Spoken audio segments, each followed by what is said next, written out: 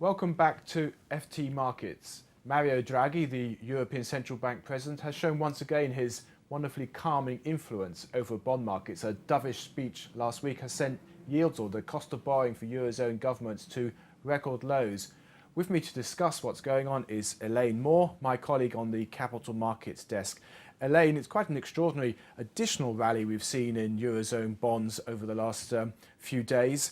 Is this simply expectations of quantitative easing finally by the ECB? According to investors, that's exactly what it is. So as soon as Mario Draghi made his speech on Friday, instantly we saw markets react and we saw prices come up for eurozone government bonds, and that means that we saw yields coming right down. And what we saw was a record low, but of course what you have to remember is that's a record low. That's just the latest record low. There have been so many record lows. Give us some of the highlights. What are Spanish and Italian bonds? So Spanish is maybe the most interesting one. We saw Spanish yields for benchmark 10-year government debt come below 2% for the first time on record. So that's quite dramatic. If we look at Germany, Germany came down to about 0.77%. So, I mean, the 1% mark that it went past, that looks so long ago now. That was a boundary itself, wasn't it? That was a boundary, and now we've crashed straight through that. So that didn't come down to a record low, but it's not far off. The record was about 0.56%, I think.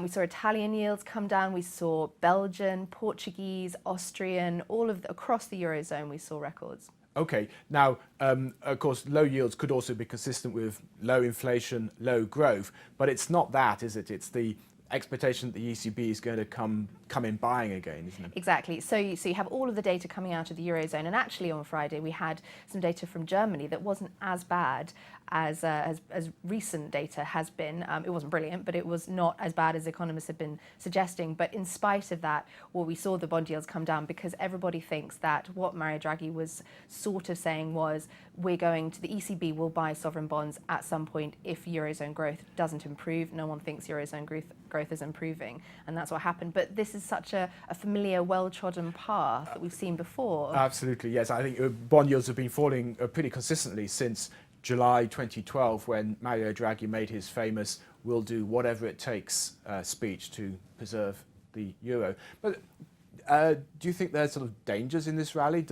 It's outwardly calm, yields have fallen to these historic lows, perhaps a danger sign for some?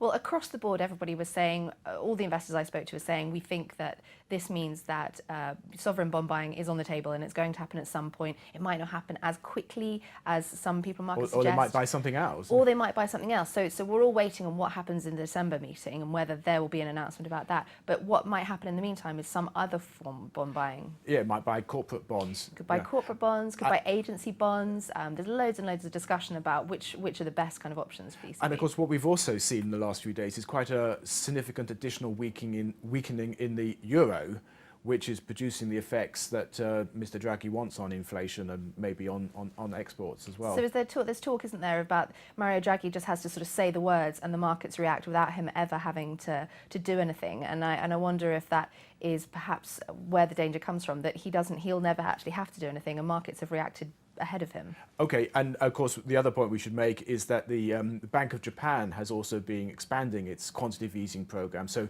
while on one side of the Atlantic we've had the Fed stopping or ending its QE program, on this side of the Atlantic and in Japan we've seen QE back on the agenda. So how long do you think the rally's going to got further to go? I think the rally has got further to go. I think we've smashed these records, and I think there's more to come down. I mean, if you look at Japanese 10-year yields, what's that? That's less than 0.5% now. So if you compare where we are in Germany, where we are in Spain and Italy, there's still quite a lot further to go, but who knows? Elaine, we're going to have to stop there, but thank you very much. So perhaps even further to go with this rally. Let's see how long this Mario Draghi calming magic can last.